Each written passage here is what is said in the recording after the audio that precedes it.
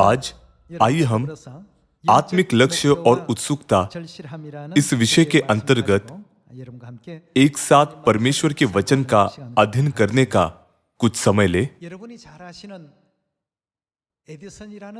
आप सभी आविष्कार के राजा एडिसन को जानते होंगे। मैं भी किताबों के द्वारा उन्हें जानता हूं। तब एडिसन ने बिजली का बल्ब बनाने के लिए कितने प्रयोग किए, क्या कोई जानता है? यह कहा जाता है कि वह लगभग 2000 बार नाकाम हुए।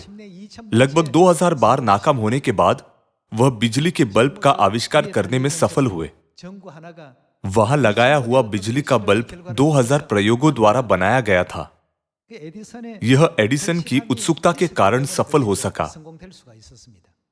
1999 प्रयोगों के बाद यदि एडिसन हार मानते तो हमें बिजली के बल्ब से कोई लाभ प्राप्त नहीं होते,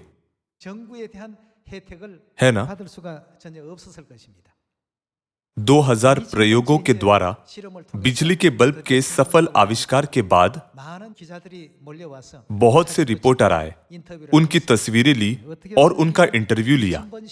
उन्होंने पूछा, 2000 बार नाकाम होने पर आपने कैसे हार नहीं मानी? तब एडिसन ने जवाब दिया, मैं एक बार भी नाकाम नहीं हुआ।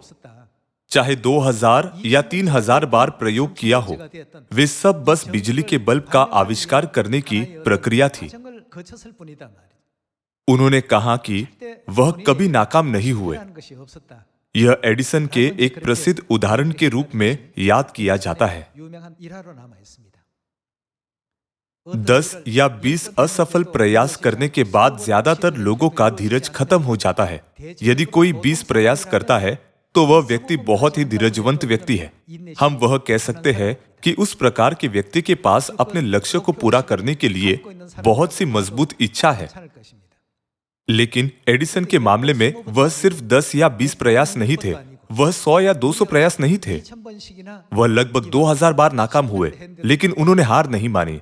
यह इसलिए क्योंकि वह मानव जाति को उपहार के रूप में प्रकाश देना चाहते थे। उनके पास लक्ष्य था और उसे पूरा करने की उत्सुकता से उनका लक्ष्य पूरा हो गया। इस तरह वह 2000वें प्रयास पर भी उसे करने में सक्षम हुए। हम 7 अरब लोगों को प्रचार कर रहे हैं।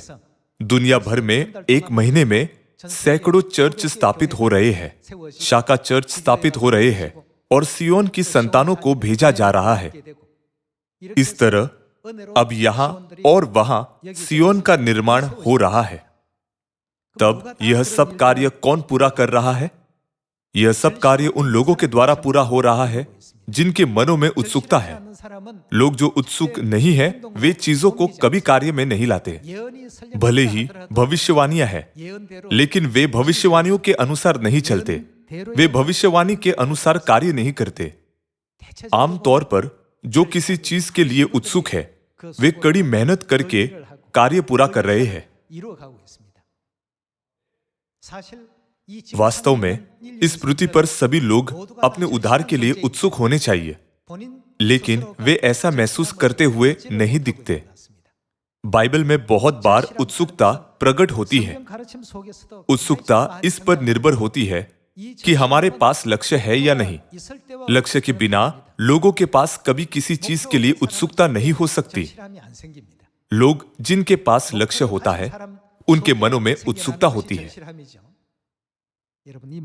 लक्ष्य रखना, लक्ष्य के लिए उत्सुकता रखना, यह सामर्थ्य का सबसे महत्वपूर्ण कारक है जो हमें बदलता है। यह आत्मिक ऊर्जा है।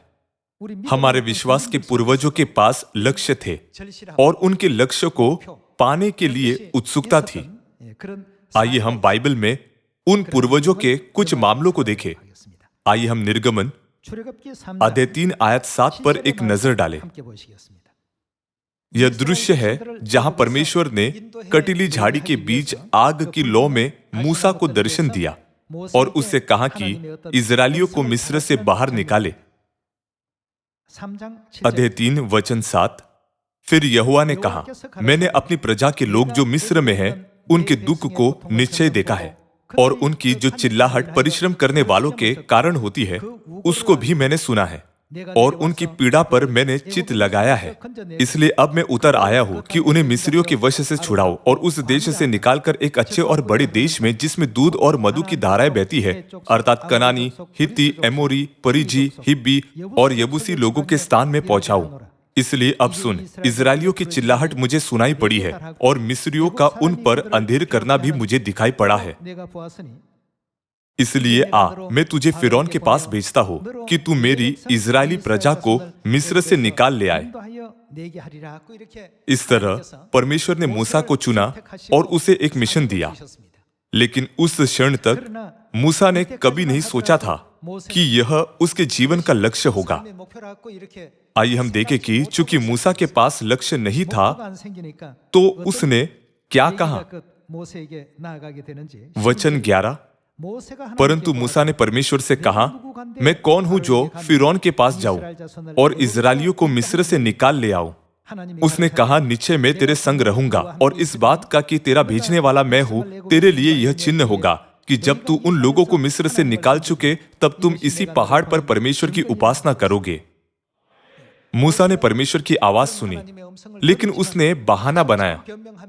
यह इसलिए क्योंकि इजरायलियों को बचाने का कार्य अब तक लक्ष्य के रूप में उसके मन में नहीं बना था। उसके पास अब तक लक्ष्य नहीं था, इसलिए उसे जरूरी नहीं लगा। लक्ष्य होना और लक्ष्य का न होना के बीच यह अंतर है। एक नबी के लिए भी एक बड़ा अंतर था, जब उसके पास लक्ष्य था और जब उसके पास लक्ष्य नहीं था। उसने सोचा होगा, मैं यित्रो के घर में चरवाहे का एक आरामदायक जीवन जी रहा हूं, मेरा यहां परिवार है, इसलिए क्या अचानक से फिरौन के पास जाना और दर्दनाक समय का कारण बनाना सच में जरूरी है? चूंकि परमेश्वर ने मूसा को अचानक से एक मिशन दिया, तो उसके पास अब तक लक्ष्य नहीं था। लोग जिनके पास लक्ष्य नहीं होता है, वे हमेशा बहाने बनाते हैं। चूंकि मूसा के पास लक्ष्य नहीं था, तो उसके पास उत्सुकता नहीं थी, और चूंकि उसके पास उत्सुकता नहीं थी, तो उसने बहाने बनाए। खैर, भले ही मैं उस कार्य को न करूं, तो कोई और उसे करेगा। यहां हम एक महान नबी के अनुपयुक्त शब्दों और कार्यों को देख सकते हैं। सिर्फ हम ही हैं जिन्हें 7 अरब लोगों को सुसमाचार का प्रचार करने का मिशन दिया गया है। यह दुनिया में किसी और समूह या संगठन के द्वारा नहीं किया जा सकता। परमेश्वर ने स्पष्ट रूप से कहा, मैं इस कार्य को तुम्हें सौंप रहा हूं, जिनका पिता और पुत्र और पवित्र आत्मा के नाम से बपतिस्मा हुआ है। इसलिए यह हमारा मिशन है, जो हमारे द्वारा किया जाना चाहिए, जो स्वर्ग जा रहे हैं। हम भी बदल सकते हैं। यदि हम अब धीरे से कार्य कर रहे हैं, तो यह इसलिए क्योंकि हमारे पास लक्ष्य नहीं है। चूंकि हमारे पास लक्ष्य नहीं है, तो हमारे पास लक्ष्य को पूरा करने के लिए उत्सुकता भी नहीं है। यहां निर्गमन की पुस्तक में मूसा ने परमेश्वर को बहाने बताए कि वह क्यों कार्य नहीं कर सकता। यह इसलिए क्योंकि उसके पास लक्ष्य नहीं था। चूंकि वह बहाने बनाते रहा कि क्यों वह उसे नहीं कर सकता, तो परमेश्वर ने कहा, नहीं, यह तुम्हारा भाग्य है। यह वह कार्य है जिसे तुम्हें पूरा करना है। यह वह चीज नहीं जिसे दूसरे कर सकते हैं। जैसे परमेश्वर ने उसे प्रोत्साहित किया, तो आखिर में मूसा ने लक्ष्य रखा। जैसे उसने लक्ष्य रखा, तो वह कार्य के लिए उत्सुक बना और सीधे फिरौन के पास गया और उससे बात की। मूसा ने फिरौन से कहा, इजरायलियों को जाने दे। इस तरह वह फिरौन से बात करने के लिए काफी साहसी बन गया। मूसा शुरू से उस प्रकार का व्यक्ति नहीं था जो इजरायलियों की देखभाल कर सके और उनकी अगुवाई कर सके। लेकिन जैसे उसके पास लक्ष्य था, तो साधारण मनुष्य एक महान नबी में बदल गया।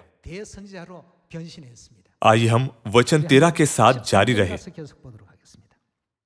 मूसा ने परमेश्वर से कहा, जब मैं इजरायलियों के पास जाकर उनसे कहूं तुम्हारे पितरों के परमेश्वर ने मुझे तुम्हारे पास भेजा है। तब यदि वे मुझसे पूछे उसका क्या नाम है, तब मैं उनको क्या बताऊं?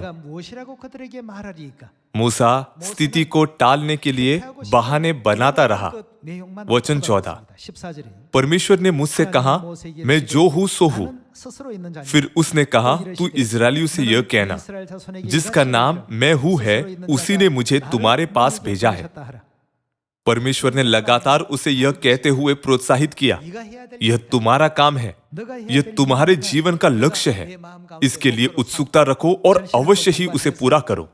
मैं तुम्हारी मदद करूंगा, मैं तुम्हारे संग रहूंगा ताकि तुम उसे पूरा कर सको। आइए हम वचन 15 के साथ जारी रहे। फिर परमेश्वर ने मूसा से यह भी कहा, तू इजरायलियों से यह कहना, तुम्हारे पितरों का परमेश्वर अर्थात अब्राहम का परमेश्वर, इसहाक का परमेश्वर और याकूब का परमेश्वर यहोवा, उसी ने मुझको तुम्हारे पास भेजा है। देख, सदा तक मेरा नाम यही रहेगा और पीढ़ी पीढ़ी में मेरा स्मरण इसी से हुआ करेगा। इसलिए अब जाकर इजरायली पुरनियों को इकट्ठा कर और उनसे कह, तुम्हारे पिता अब्राहम, इसहाक और याकूब के परमेश्वर यहोवा ने मुझे दर्शन देकर यह कहा है कि मैंने तुम पर और तुमसे जो बर्ताव मिस्र में किया जाता है उस पर भी चित्त लगाया है, और मैंने ठान लिया है कि तुमको मिस्र के दुखों में से निकालकर कनानी, हित्ती, एमोरी, परिजी, हिब्बी और यबूसी लोगों के देश में ले चलूंगा, जो ऐसा देश है कि जिसमें दूध और मधु की धाराएं बहती है। तब वे तेरी मानेंगे। और तू इजरायली पुरनियों को संग लेकर मिस्र के राजा के पास जाकर उससे यूं कहना, इब्रियों के परमेश्वर यहोवा से हम लोगों की भेंट हुई है, इसलिए अब हमको 3 दिन के मार्ग पर जंगल में जाने दे कि अपने परमेश्वर यहोवा को बलिदान चढ़ाए। मैं जानता हूं कि मिस्र का राजा तुमको जाने न देगा, वरन बड़े बल से दबाए जाने पर भी जाने न देगा। इसलिए मैं हाथ बढ़ाकर उन सब आश्चर्य कर्मों से जो मिस्र के बीच करूंगा, उस देश को मारूंगा और उसके पश्चात वह तुमको जाने देगा। तब मैं मिस्रियों से अपनी इस प्रजा पर अनुग्रह करवाऊंगा, और जब तुम निकलोगे तब चूचे हाथ न निकलोगे, वरन तुम्हारी एक एक स्त्री अपनी अपनी पड़ोसी और उनके घर में रहने वालों से सोने चांदी के गहने और वस्त्र मांग लेगी, और तुम उन्हें अपने बेटों और बेटियों को पहनाना। इस प्रकार तुम मिस्रियों को लूटोगे। अध्याय 4 आयत 1। तब मूसा ने उत्तर दिया, वे मेरा विश्वास नहीं करेंगे और न मेरी सुनेंगे, वरन कहेंगे, यहोवा ने तुझको दर्शन नहीं दिया। मूसा ने सभी कारण और बहाने बनाते हुए कि वह क्यों मिशन नहीं कर सकता, परमेश्वर से फिर से पूछा। मूसा इस प्रकार का मनुष्य नहीं है, वह महान विश्वास का मनुष्य है, लेकिन क्यों उसने उस समय इस तरह बर्ताव किया? उस समय उसके पास तब तक लक्ष्य नहीं था। अब आप देखते हैं कि जब उसके पास लक्ष्य था तब मूसा कैसा था। लक्ष्य के बिना लोगों के पास कोई उत्सुकता नहीं होती, और चूंकि उनके पास कोई उत्सुकता नहीं होती तो वे बहाने ढूंढते रहते हैं कि क्यों वे कार्य नहीं कर सकते। परमेश्वर ने निश्चित ही उसे मिशन दिया, लेकिन वह कारण देखता रहा कि क्यों वह उसे नहीं कर सकता। अध्याय 4 वचन 2। यहोवा ने उससे कहा, तेरे हाथ में वह क्या है? वह बोला, लाठी। उसने कहा, उसे भूमि पर डाल दे। परमेश्वर क्रोध कर सकते थे, लेकिन उन्होंने लगातार मूसा को प्रोत्साहित किया। जब उसने उसे भूमि पर डाला तब वह सर्प बन गई और मूसा उसके सामने से भागा। तब यहोवा ने मूसा से कहा, हाथ बढ़ाकर उसकी पूंछ पकड़ ले, ताकि वे लोग विश्वास करें कि तुम्हारे पितरों के परमेश्वर अर्थात अब्राहम के परमेश्वर, इसहाक के परमेश्वर और याकूब के परमेश्वर यहोवा ने तुझको दर्शन दिया है। जब उसने हाथ बढ़ाकर उसको पकड़ा तब वह उसके हाथ में फिर लाठी बन गई। फिर यहोवा ने उससे यह भी कहा, अपना हाथ छाती पर रखकर ढाप। अतः उसने अपना हाथ छाती पर रखकर ढाप लिया। फिर जब उसे निकाला तब क्या देखा कि उसका हाथ कोढ़ के कारण हिम के समान श्वेत हो गया है। तब उसने कहा, अपना हाथ छाती पर फिर रखकर ढाप। उसने अपना हाथ छाती पर रखकर ढाप लिया, और जब उसने उसको छाती पर से निकाला तब क्या देखता है कि वह फिर सारी देह के समान हो गया। तब यहोवा ने कहा, यदि वे तेरी बात का विश्वास न करे और पहले चिन्ह को न माने तो दूसरे चिन्ह का विश्वास करेंगे, और यदि वे इन दोनों चिन्हों का विश्वास न करे और तेरी बात को न माने, तब तू नील नदी से कुछ जल लेकर सूखी भूमि पर डालना, और जो जल तू नदी से निकालेगा वह सूखी भूमि पर लहू बन जाएगा। मूसा ने यहोवा से कहा, हे मेरे प्रभु, मैं बोलने में निपुण नहीं, न तो पहले था और न जब से तू अपने दास से बातें करने लगा। मैं तो मुंह और जीभ का भद्दा हूं। मूसा यह और वह बहाना बनाते रहा। सभी लोगों, क्या यह वह मूसा है जिसे आप जानते हो? नहीं। लेकिन क्यों उसने ऐसा बर्ताव किया? यह इसलिए क्योंकि उसके पास लक्ष्य नहीं था, उसके पास उत्सुकता भी नहीं थी। बिना लक्ष्य या उत्सुकता के लोग कारण ढूंढते हैं कि क्यों उन्हें उसे करने की जरूरत नहीं है। जब परमेश्वर कहते हैं सामरिया में और पृथ्वी की छोर तक इस सुसमाचार का प्रचार करो, तो बुद्धिमान जवाब देता है, आमीन। लेकिन मूसा ने कहा, उसे किसी और को करने दो, मैं तो मुंह और जीभ का भद्दा हूं। मैं फिरौन के सामने ठीक से बात नहीं कर पाऊंगा, तो मैं कैसे वहां जा सकता हूं? उसने पहले इजराइल के लोगों का बहाना बनाया, लेकिन अब वह परमेश्वर को उसके मुंह और जीभ के भद्दे होने का बहाना बता रहा है। परमेश्वर सच में क्रोध करने में धीमे हैं और उनके पास प्रेम प्रचुर मात्रा में है। परमेश्वर ने मूसा को प्रोत्साहित करना जारी रखा। आइए हम वचन 10 देखें। मूसा ने यहोवा से कहा, हे मेरे प्रभु, मैं बोलने में निपुण नहीं, न तो पहले था और न जब से तू अपने दास से बातें करने लगा। मैं तो मुंह और जीभ का भद्दा हूं। यहोवा ने उससे कहा, मनुष्य का मुंह किसने बनाया है? और मनुष्य को गूंगा या बहरा या देखने वाला या अंधा मुझ यहोवा को छोड़ कौन बनाता है? अब जा, मैं तेरे मुंह के संग होकर जो तुझे कहना होगा वह तुझे सिखलाता जाऊंगा। उसने कहा, यहां मूसा दूसरा बहाना बना रहा है। यह चौथा बहाना है जो उसने बनाया। हे मेरे प्रभु, कृपया किसी और को तू भेज। मेरे जैसा कोई कैसे जाकर ऐसा महान कार्य कर सकता है? मैं नहीं कर सकता। वचन 14। तब यहोवा का कोप मूसा पर भड़का और उसने कहा, क्या तेरा भाई लेविया हारून नहीं है? मुझे निश्चय है कि वह बोलने में निपुण है और वह तुझसे भेंट के लिए निकला आता है और तुझे देखकर मन में आनंदित होगा। इसलिए तू उसे ये बातें सिखाना और मैं उसके मुंह के संग और तेरे मुंह के संग होकर जो कुछ तुम्हें कहना होगा वह तुमको सिखलाता जाऊंगा। वह तेरी ओर से लोगों से बातें किया करेगा। वह तेरे लिए मुंह और तू उसके लिए परमेश्वर ठहरेगा। और तू इस लाठी को हाथ में लिए जा और इसी से इन चिन्हों को दिखाना। मूसा को पर्याप्त समझ और उद्देश्य की भावना मिलने तक परमेश्वर के लिए वह बहुत ही निराशाजनक समय था। आखिरकार मूसा ने परमेश्वर की आज्ञा को स्वीकार किया और वह सोचने लगा कि उसके जीवन का लक्ष्य इजरायलियों को मिस्र से बाहर निकालना है।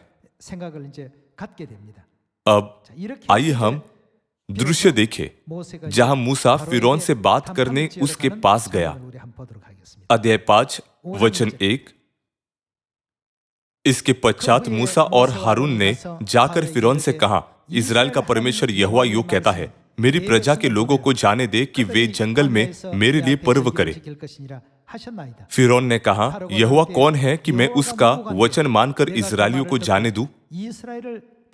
मैं यहोवा को नहीं जानता और मैं इजराइलियों को नहीं जाने दूंगा। उन्होंने कहा, इब्रियों के परमेश्वर ने हमसे भेंट की है, इसलिए हमें जंगल में 3 दिन के मार्ग पर जाने दे कि अपने परमेश्वर यहोवा के लिए बलिदान करे। ऐसा न हो कि वह हम में मरी फैलाए या तलवार चलाए। मिस्र के राजा ने उनसे कहा, हे मूसा, हे हारून, तुम क्यों लोगों से काम छुड़वाना चाहते हो? तुम जाकर अपना अपना बोझ उठाओ। और फिरौन ने कहा, सुनो, इस देश में वे लोग बहुत हो गए हैं, फिर तुम उनको परिश्रम से विश्राम दिलाना चाहते हो?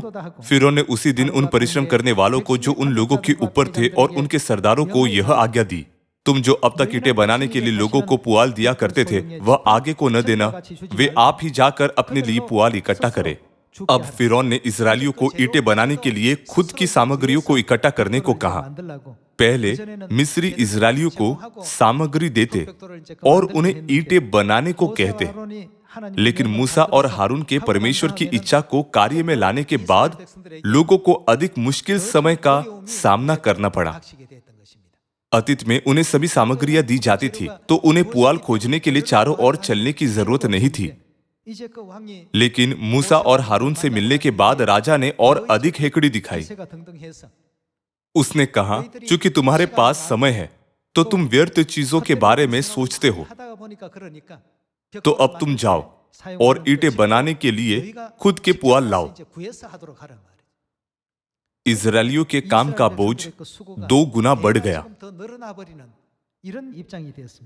चूंकि यह मूसा के कारण हुआ, तो मूसा ने परमेश्वर से कहा, देखो यह मेरे कारण हुआ, तो आपको अब किसी और को भेजकर अलग स्थिति नहीं बनानी चाहिए।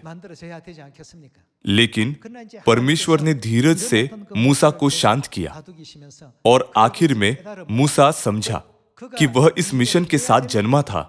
तब उसने लक्ष्य बनाया और लक्ष्य को पूरा करने के लिए उत्सुक बना। मूसा ने इजरायलियों को मिस्र देश से बाहर निकाला और जंगल में 40 वर्ष के जीवन को शुरू किया।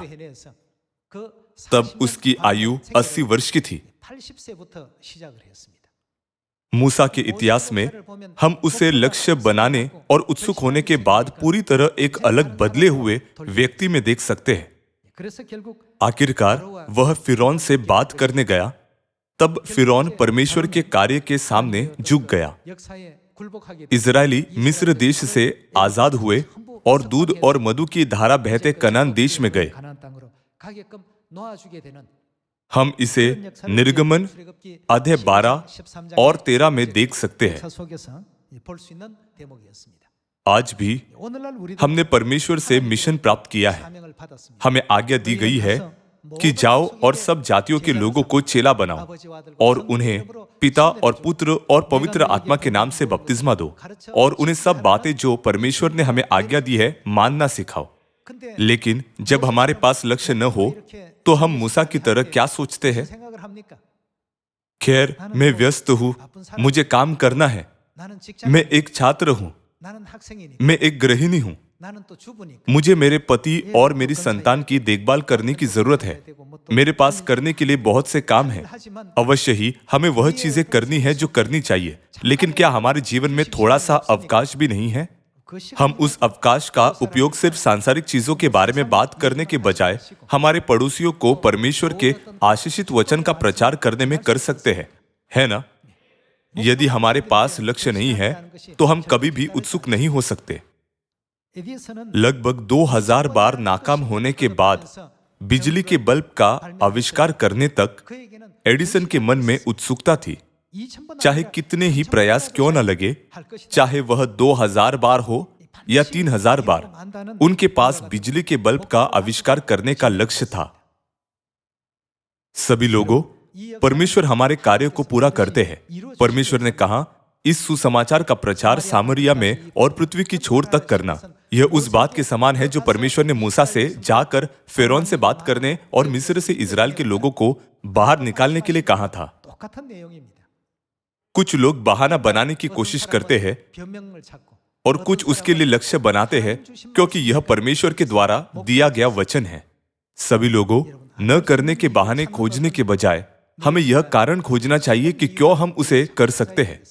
क्या हमें कारणों को खोजना नहीं चाहिए कि क्यों हमें वह करना है? वहां प्रतिफल और आशीषें हमारे लिए है। परंतु यदि हम कारण को खोजते रहे कि क्यों हम उसे नहीं कर सकते, तो क्या होगा? आइए हम मत्ती अध्याय 25 में शिक्षा को अपने मन में रखें। मत्ती अध्याय 25 आयत 14। क्योंकि यह उस मनुष्य की सी दशा है जिसने परदेश जाते समय अपने दासों को बुलाकर अपनी संपत्ति उनको सौंप दी। उसने एक को 5 तोड़े, दूसरे को 2 और तीसरे को 1, अर्थात हर एक को उसकी सामर्थ्य के अनुसार दिया, और तब परदेश चला गया। तब जिसको 5 तोड़े मिले थे, उसने तुरंत जाकर उनसे लेन देन किया और 5 तोड़े और कमाए। इसी रीति से जिसको 2 मिले थे, उसने भी 2 और कमाए। परंतु जिसको 1 मिला था, उसने जाकर मिट्टी खोदी और अपने स्वामी के रुपए छिपा दिए। बहुत दिनों के बाद उन दासों का स्वामी आकर उनसे लेखा लेने लगा। जिसको 5 तोड़े मिले थे, उसने 5 तोड़े और लाकर कहा, हे स्वामी, तूने मुझे 5 तोड़े सौंपे थे, देख मैंने 5 तोड़े और कमाए हैं। उसके स्वामी ने उससे कहा, धन्य है अच्छे और विश्वास योग्य दास, तू थोड़े में विश्वास योग्य रहा, मैं तुझे बहुत वस्तुओं का अधिकारी बनाऊंगा। अपने स्वामी के आनंद में सहभागी हो। और जिसको 2 तोड़े मिले थे, उसने भी आकर कहा, हे स्वामी, तूने मुझे 2 तोड़े सौंपे थे, देख मैंने 2 तोड़े और कमाए। उसके स्वामी ने उससे कहा, धन्य है अच्छे और विश्वास योग्य दास, तो थोड़े में विश्वास योग्य रहा, मैं तुझे बहुत वस्तुओं का अधिकारी बनाऊंगा, अपने स्वामी के आनंद में सहभागी हो।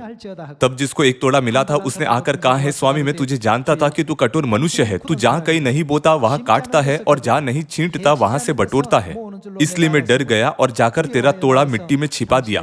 देख जो तेरा है वह यह है। यहाँ दास जिसने 5 तोड़े कमाए और दास जिसने 2 तोड़े कमाए, क्या कोई बहाने बनाए? उन्होंने कोई बहाने नहीं बनाए। लेकिन उस दास के बारे में क्या, जिससे 1 तोड़ा मिला था और उसे मिट्टी में छिपा दिया? वह बहाना बना रहा था। उसके पास क्या नहीं था? उसके पास लक्ष्य नहीं था। चूंकि उसके पास लक्ष्य नहीं था तो उसके पास उत्सुकता भी नहीं थी। समय बीत गया और स्वामी वापस आया और उसने पूछा, तुमने अपने कार्य कैसे किए? मैं तुम्हारे कार्य के परिणाम देखना चाहता हूं। दास जिसे 5 तोड़े मिले थे ने कहा, हे स्वामी, आपने मुझे काम करने के लिए 5 तोड़े दिए, तो मैंने कड़ी मेहनत की और मैंने 5 और तोड़े कमाकर अच्छा परिणाम प्राप्त किया, धन्य हो। दास जिसने 2 तोड़े कमाए ने कहा, हे स्वामी, मैंने भी कड़ी मेहनत की, तुम भी धन्य हो। परंतु दास जिसे 1 तोड़ा मिला था ने नहीं कहा, मैंने कड़ी मेहनत की, लेकिन उसके बजाय उसने कहा, तू एक कठोर मनुष्य है, तू यह और वह है। कुछ न करने का बहाना बनाते हुए उसने उसके स्वामी का बुरा मूल्यांकन किया। हमें हमेशा मन में रखना चाहिए कि हमें क्या परिणाम मिलेगा, फिर चाहे हम कार्य न करने के लिए कितने ही बहाने क्यों न बनाएं। आइए हम वचन 25 फिर से देखें। इसलिए मैं डर गया और जाकर तेरा तोड़ा मिट्टी में छिपा दिया, देख जो तेरा है वह यह है। उसने वह 1 तोड़ा जो मिट्टी में छिपा दिया था वापस स्वामी को दिया। उसके स्वामी ने उसे उत्तर दिया, हे दुष्ट और आलसी दास, जब तू यह जानता था कि जहां मैंने नहीं बोया वहां से मैं काटता हूं और जहां मैंने नहीं छींटा वहां से बटोरता हूं, तो तुझे चाहिए था कि मेरा रुपया सराफा को दे देता, तब मैं आकर अपना धन ब्याज समेत ले लेता। इसलिए वह तोड़ा उससे ले लो और जिसके पास 10 तोड़े हैं उसको दे दो, क्योंकि जिस किसी के पास है उसे और दिया जाएगा और उसके पास बहुत हो जाएगा, परंतु जिसके पास नहीं है उससे वह भी जो उसके पास है ले लिया जाएगा। और इस निकम्मे दास को बाहर के अंधेरे में डाल दो जहां रोना और दांत पीसना होगा। सभी लोगों, यदि लक्ष्य न हो तो उत्सुकता नहीं होती, और यदि उत्सुकता न हो तो अच्छे परिणाम नहीं होते। दूसरे शब्दों में, हम सुसमाचार के लिए कोई अच्छा परिणाम कभी नहीं पा सकते। लक्ष्य के बिना हम सिर्फ कारण ढूंढेंगे कि क्यों हमें उसे करने की जरूरत नहीं। हम सिर्फ कारण खोजेंगे कि क्यों हम उसे नहीं कर सकते। लेकिन उन लोगों के बारे में कहे तो जो परमेश्वर की पवित्र इच्छा को कार्य में लाते हैं, एक बार वे लक्ष्य बनाए तो वे उस कार्य को पूरा करने के लिए उत्सुक बन जाते हैं। कृपया आज इस बात को आपके मन में रखिए। आप नबी योना के बारे में बहुत अच्छे से जानते हैं, है ना? जब उसके पास लक्ष्य नहीं था तब उसने क्या किया? उसने परमेश्वर के वचनों से दूर भागने की कोशिश की, है ना? वह दूर भागा, परंतु अंत में वह एक मछली के पेट में फंस गया।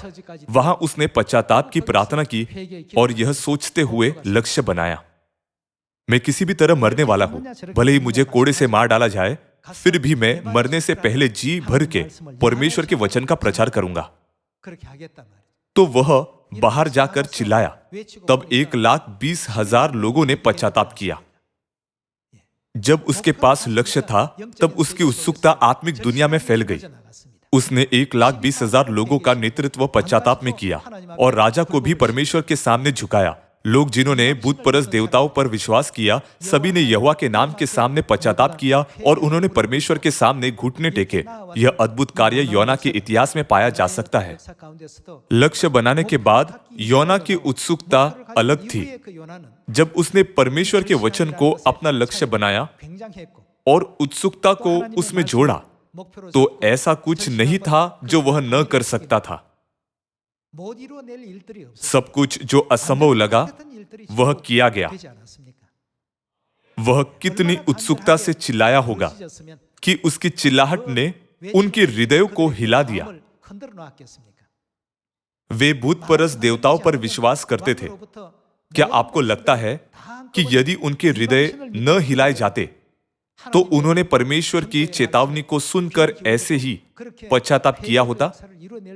यह कहा जाता है कि एडिसन ने बिजली के बल्ब के आविष्कार के लिए हजारों बार प्रार्थना की। उत्सुकता के साथ लोग उस तरह कार्य करते हैं। लोग जिनके पास लक्ष्य है उत्सुक होते हैं, और जो उत्सुक होते हैं वे परमेश्वर से प्रार्थना करते और परमेश्वर से संवाद करते हैं। हमारा लक्ष्य कुछ ऐसा है जिसे हम खुद से नहीं कर सकते, इसलिए हम परमेश्वर की मदद खोजते और उसके लिए प्रार्थना करते हैं। लोग जिनके पास लक्ष्य है उत्सुक होते हैं, वे लक्ष्य पाने के लिए उत्सुक होते हैं। उस स्थिति में वे सब कुछ कर सकते हैं। आइए हम बिना लक्ष्य के विश्वास के मार्ग पर न चले। यदि आप अनिश्चित और अस्पष्ट मार्ग पर चले तो यह लड़ते हुए हवा को मारने की तरह है। इसीलिए प्रेरित पौलुस प्रथम कुरिन्थियों अध्याय 9 में हमसे कहता है कि हमें लक्ष्यहीन मनुष्य की तरह नहीं दौड़ना चाहिए। जब हम इस कार्य को पूरा करने के लिए सब जातियों में उत्सुकता से सुसमाचार प्रचार करने के दृढ़ संकल्प से आगे बढ़े, तब परमेश्वर हमें उस दास के समान आशीष देंगे जिसने 5 तोड़े कमाए थे। परमेश्वर ने हमसे प्रतिज्ञा की कि वह हमारी मदद करेंगे और जगत के अंत तक सदा हमारे साथ रहेंगे। आइए हम इस प्रतिज्ञा को हमारे मनों में रखें। चाहे हम किसी भी कठिनाई का सामना क्यों न करें, लेकिन यदि परमेश्वर हमारी मदद करे तो ऐसा कुछ नहीं है जो हम नहीं कर सकते। यदि हम इस विश्वास के साथ सुसमाचार के लिए कार्य करें तो इस वर्ष 7,000 सियोन स्थापित होंगे।